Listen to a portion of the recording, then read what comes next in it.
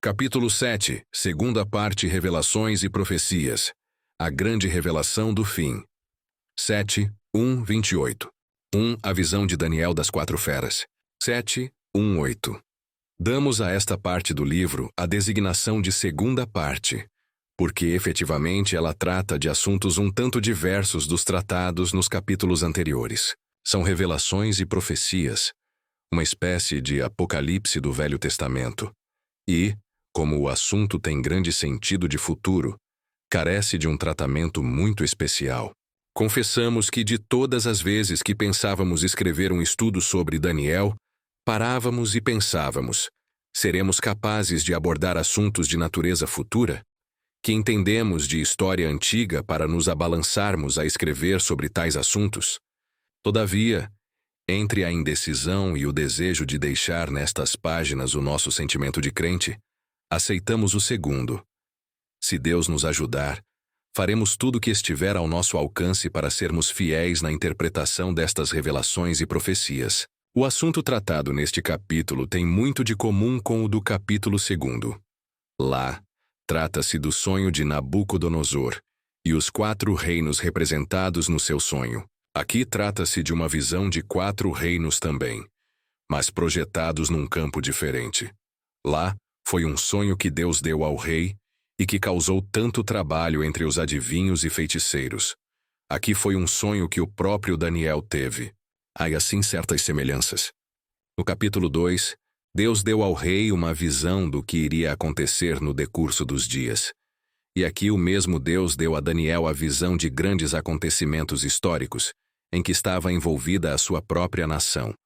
Elemento, aliás, também encontrado na primeira visão do rei. O sonho ocorreu no 1º ano do rei babilônico Belsazar, de que já nos ocupamos noutro lugar. O rei, que não o era, mas um sub-rei às ordens do verdadeiro rei Nabonido, foi o rei em cujos dias, os últimos aliás, tiveram lugar a festa bacanal e a visão dos dedos escrevendo na cal da parede. Daniel chama a este moço de rei, e como o seu nome não consta nas crônicas caldeias, muita crítica tem sido feita a esta declaração do nosso profeta. Isso, entretanto, já está esclarecido, e podemos prosseguir sem receio de deixar qualquer coisa mal interpretada. Daniel fala na terceira pessoa do singular, como se alguém estivesse falando por ele ou descrevendo o seu sonho. Falou Daniel e disse: Eu estava olhando durante a minha visão da noite, e eis que os 4 ventos do céu agitavam o grande mar. 2. O grande mar aqui não se refere ao Mediterrâneo, como é o costume dos escritores sagrados. Deve representar a grande humanidade, que se movimenta e agita no meio deste grande mar, nem sempre se apercebendo de que, por cima, está o grande Criador da mesma humanidade e do mesmo grande mar, pois ele é o Criador de tudo que há em cima e embaixo e por todos os lados. No meio está a humanidade que ele criou, e que tão mal tem servido aos divinos propósitos. Os 4 ventos são ou representam os 4 pontos cardeais. Representam todos os lados. Eles são, pois, celestes poderes usados pelo Criador para agitar as vagas marinhas, onde se movimenta a humanidade. Eles obedecem e cumprem fielmente as suas missões, ora agitando as águas dos mares, ora açoitando a terra e varrendo os continentes, ora soprando brandamente, como uma carícia divina que bafejasse a face da criança adormecida. Todos estes elementos naturais Deus usa como lhe apraz e entende, no seu divino governo deste grande mar. Felizes os que são capazes de entender este governo e a ele se submetem docilmente. Os rebeldes sempre encontram outros ventos e outro mar pela sua frente. No sonho, Daniel viu emergirem do grande mar 4 animais grandes, diferentes uns dos outros, como a diferenciar as diversas situações representadas por estas feras. Perguntamos: por que feras e não outra coisa? Naturalmente, a humanidade rebelde é mesmo uma fera, e todos os seus atos de rebeldia são como os de feras soltas e bravias. O primeiro animal era como o leão, e tinha asas de águia, parecendo-se com a fera representada pela cabeça de ouro do rei. Capítulo 2.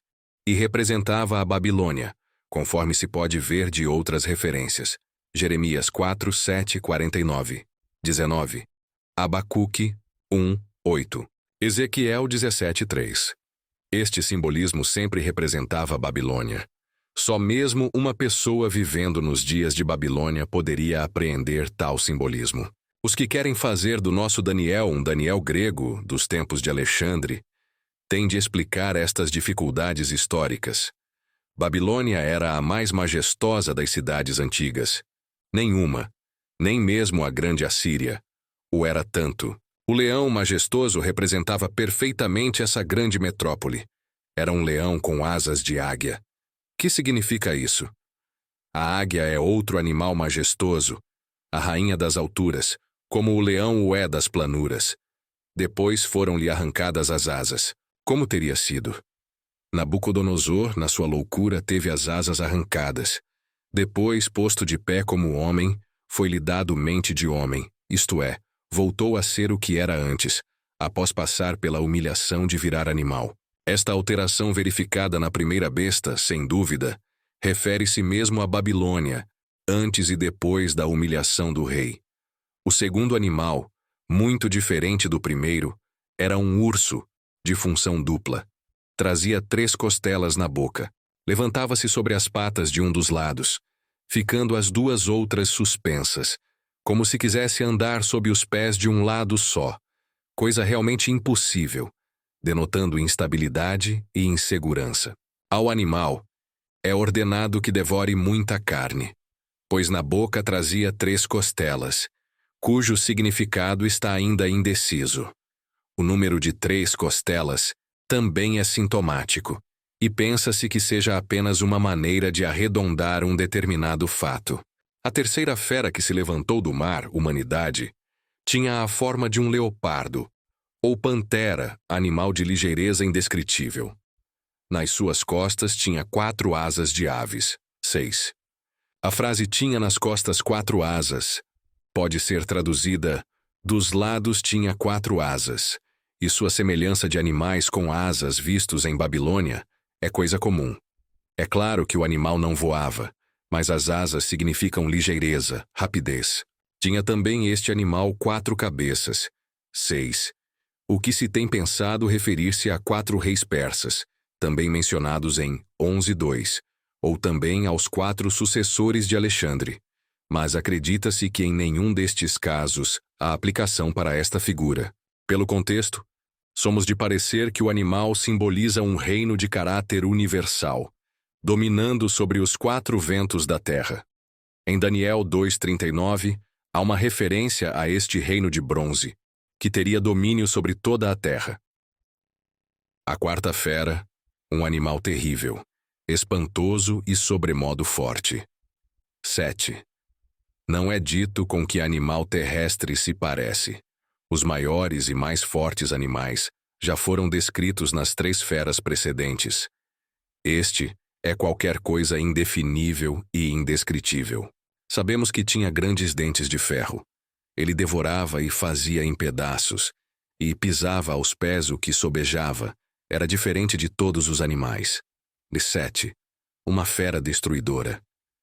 Uma fera com 10 chifres, e entre eles subiu outro chifre, pequeno, diante do qual caíram 3 dos primeiros chifres, e neste pequeno chifre havia olhos, como de homem, e uma boca que falava com insolência. 8. Este animal, como se vê, oferece diversas conjecturas ou modos de interpretação, e nós vamos tentar, devagar, ver o que significaria tudo isto neste último animal. Há 3 pontos a observar.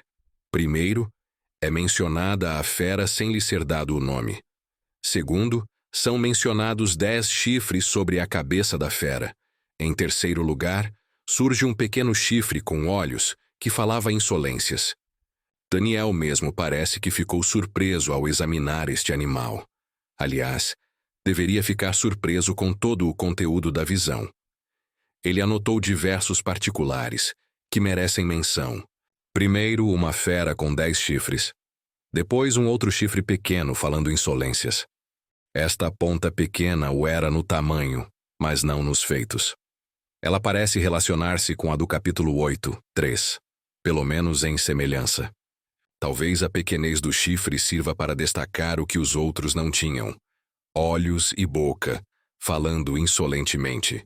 Esta diferença deve ter outro simbolismo, outra função que a dos chifres grandes.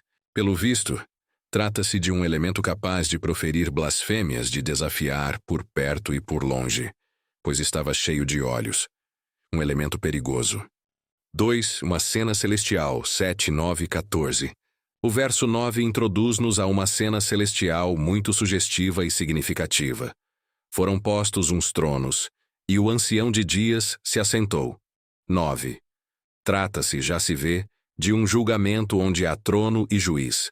O ancião de dias não é propriamente um velho, mas uma pessoa idosa, respeitável e venerável, como cabe a um magistrado.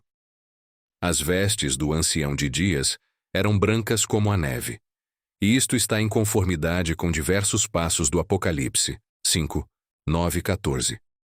O trono era de chamas de fogo, cujas rodas eram fogo ardente. Um rio de fogo manava e saía de diante dele. Milhares de milhares o serviam, e miríades de miríades estavam diante dele. Assentou-se o tribunal, e se abriram os livros. 10. Ver Apocalipse 5:11. Deus está no seu trono, e o tribunal está organizado. O julgamento é solene.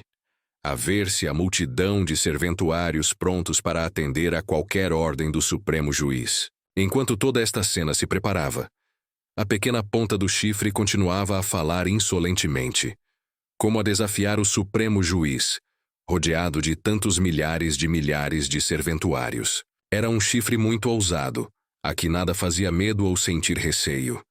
Enquanto Daniel observava toda esta cena maravilhosa, viu quando o animal, a quarta fera, foi morto e destruída a pequena ponta.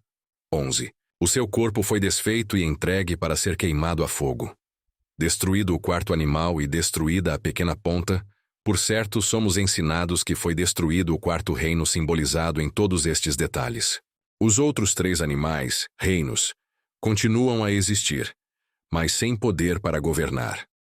A sua continuação da existência deve relacionar-se com a vinda do tempo determinado por Deus. 12. A cena não estava terminada. Outros elementos de alta valia estavam ainda por surgir, e Daniel confessa que, nas suas visões da noite, depois de todo o cenário já descrito, viu vindo, com as nuvens do céu, um como o Filho do Homem, e que dirigiu-se ao ancião de dias, e o fizeram chegar até ele. 13. A vinda com as nuvens do céu desperta em nossa mente um simbolismo evanescente e sublime, pois é um que tem os ares como sua morada, e não conta com elementos terrestres para se conduzir.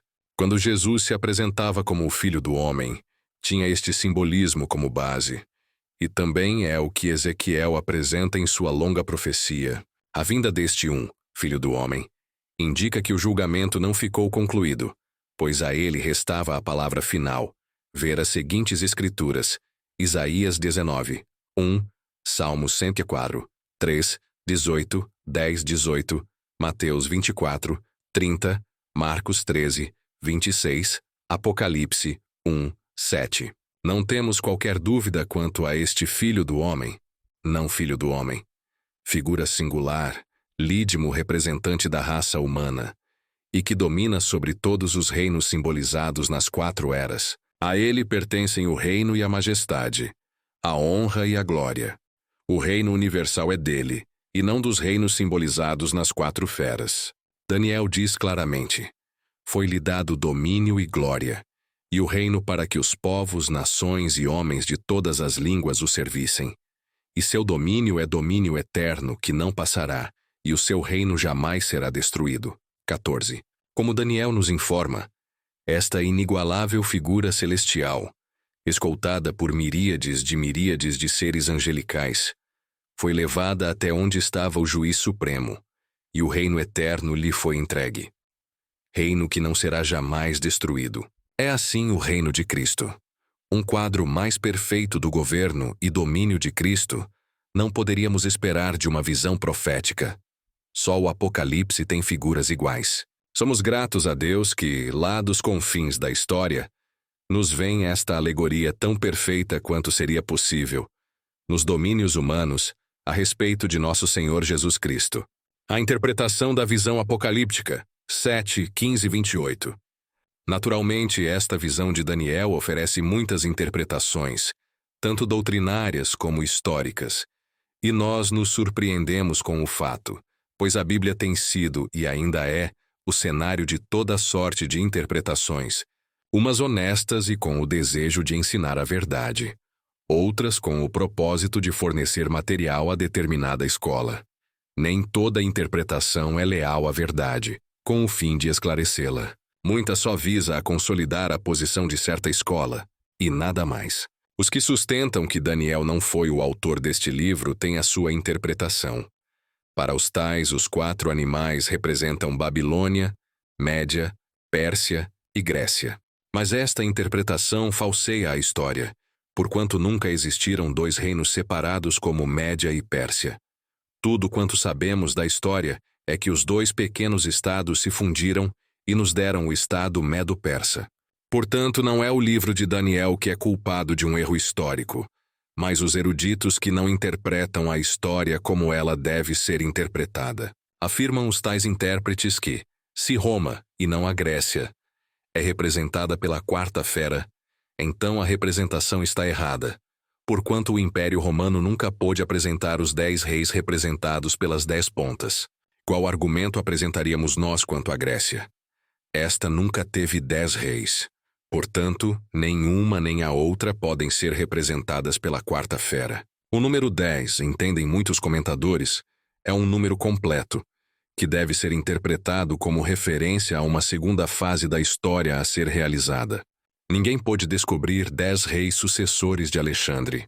Com maior facilidade se descobriria uma sucessão de 10 poderes, oriundos de Roma. Nenhum nem outro dos 2 estados atualmente oferece certificado de segurança histórica interpretativa. A história da fera não está completa, dizemos da 4ª fera. Ainda há muita coisa a ser vista, ao passo que a história da Grécia pode ser considerada terminada. Alegam mais estes intérpretes que a pequena ponta do capítulo 7 deve relacionar-se com a pequena ponta do capítulo 8, 8:23. Mas acontece que esta ponta do capítulo 8 tem uma designação particular, que se refere a um rei que se levantaria na Grécia, 8:23, pois trata-se nada mais nada menos de Antíoco III. Logo, a pequena ponta do capítulo 7 não pode confundir-se com a do capítulo 8. Um exame acurado da descrição das 2 pequenas pontas mostrará que não podem ser idênticas. Se alguém se dispuser a um exame das 2 pontas, ficará logo convencido de que se trata de 2 entidades diferentes. Uma verificação criteriosa da fera sem descrição, do capítulo 7 e a do capítulo 8, com a descrição do bode peludo, Grécia, mostrará quão diferentes são os 2 chifres. Mesmo a visão do capítulo 7 é uma e a do capítulo 8, outra. Cada qual trata de um assunto totalmente diverso e divergente. Confundir as 2 coisas ou as 2 visões como ensinando uma só coisa é forçar totalmente o sentido do texto e da história. Deus quis ensinar o que iria acontecer no mundo, e o fez por meio de 2 visões totalmente distintas. Não adianta o argumento de que Dário representa um estado e Ciro outro, apenas porque Dário governou Babilônia, embora o texto não afirme que ele governou antes de Ciro. Já vimos noutro capítulo a insegurança desta fase da história de Babilônia, e daqui em diante não seria possível separar a Média da Pérsia, porquanto agora eram um estado só. Até maiores provas que serão dadas adiante, temos nestas 4 feras a representação de 4 estados: Babilônia, Medo-Pérsia, Grécia e Roma. Tentar convencer que Daniel interpretava o novo estado Medo-Persa como 2 estados é o mesmo que tentar negar a diferença entre o dia e a noite, pois ele sempre se refere ao estado em que governam os 2, Dário e Ciro, e ele mesmo foi administrador de um estado, pouco importando quem estaria à frente do governo, se Dário ou Ciro. Aliás, Dário morreu pouco depois de instaurado o novo estado, pelo que ainda se torna mais difícil a identificação de 2 estados. Há presentemente uma nova interpretação, já apresentada no estudo da visão do capítulo 2, a respeito dos 10 reis que apareceram, representados pelas 10 pontas. Ofereceremos uma nova interpretação quando tratarmos da interpretação dos 4 animais, ou seja, dos 4 reinos. Por ora, basta o que aqui fica como preâmbulo desta longa e complicada história. Ainda o fato de Daniel destacar uma vez Dário, o Medo e outra Ciro, o persa, de modo algum ajuda a interpretação de que a Babilônia atual, descrita por Daniel, se constituía de 2 estados. Ele ora tratava com um, ora com outro, consoante as situações.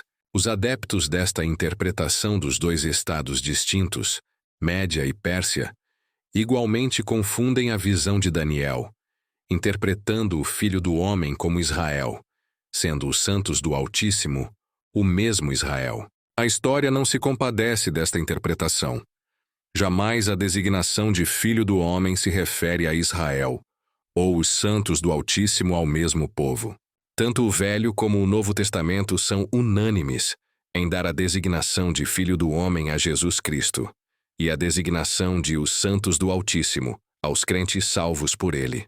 Jesus foi quem mais usou a designação de Filho do Homem, referindo-se naturalmente à sua pessoa, e os santos do Altíssimo, no Apocalipse, são os salvos por ele. Ainda em referência à ponta pequena, que falava insolentemente e blasfemava, refere-se certamente ao homem do pecado, mencionado por Paulo na sua segunda carta aos Tessalonicenses, 2:3. Uma interpretação completa desta quarta fera só será possível quando examinarmos a nossa interpretação de que a quarta fera não representa a Grécia, mas Roma.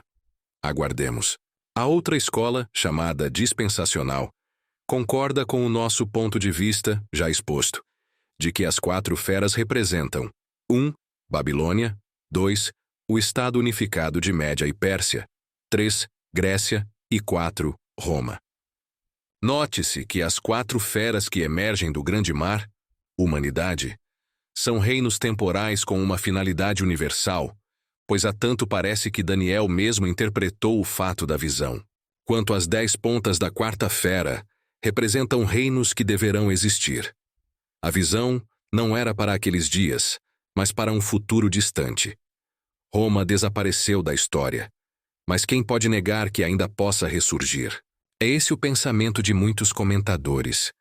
A história não está nas mãos dos intérpretes, mas nas de Deus. Portanto, bem pode acontecer que antes da segunda vinda de Cristo, o Império Romano ressurja. Depois deste império, é que sairá a pequena ponta blasonante e blasfema.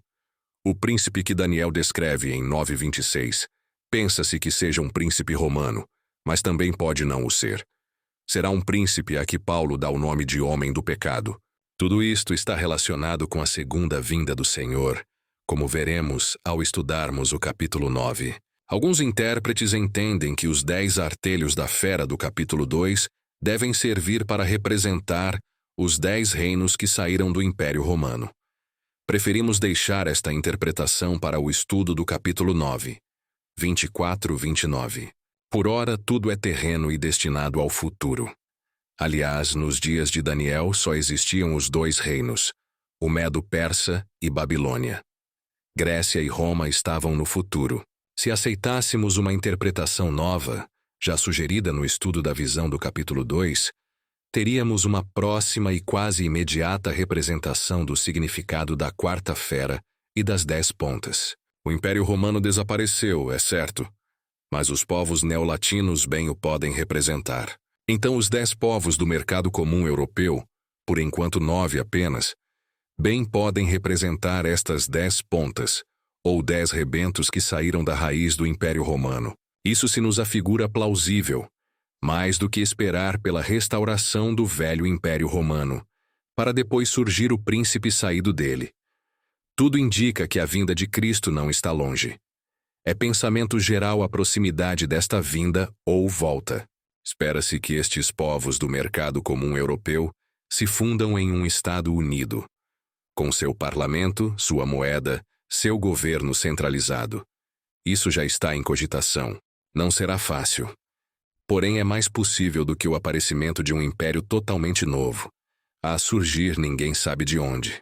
Este autor expôs com as devidas restrições esta posição, pois que ele espera para breve a volta do Senhor, para buscar o seu povo. Este príncipe, assim chamado por Daniel, tanto pode ser francês como alemão ou de qualquer outro estado confederado, pois todos realmente são neo-romanos ou neolatinos, menos o alemão e estados escandinavos que entrarem nesta composição. O Império Romano era composto de raças de muitas nações. Poucos eram romanos. Conclusão. O simbolismo apresenta 4 feras, representando todos estados saídos da humanidade. Na visão, Daniel viu o juiz julgando os povos e viu os santos do Altíssimo, não judeus, serem entregues ao seu Senhor. Esta é uma parte da vitória final no juízo do mundo. O Filho do Homem já veio. Os seus santos o aguardam de volta em breve, e então reinarão com o seu Senhor para todo o sempre, pois o reino é eterno como eterno é o seu Senhor. É o reino de sacerdotes previsto em Êxodo 19, 6. Reino que será estabelecido quando o Senhor voltar. Se esta nossa posição e de outros tiver cabimento, então poderemos esperar para breve o aparecimento da pequena ponta, que, segundo Paulo, quer parecer Deus e ser adorado como Deus, até que seja aniquilado com o sopro da boca do Senhor. A chegada da pequena ponta está prevista para um tempo, 2 tempos e metade de um tempo. Não é fácil interpretar esta linguagem, mas ela se parece com o tempo em que a pequena ponta, o príncipe, dominará por 3 anos e meio. Daniel 9, 27. Na metade da semana de anos, 3 anos e meio, enquanto o Senhor está lá em cima nas bodas do Cordeiro, o príncipe fará guerra sem trégua aos crentes e não crentes, até que desça o Senhor e o aniquile. Se esta interpretação estiver correta, então o verso 27 do capítulo 9 está de acordo com 7:25.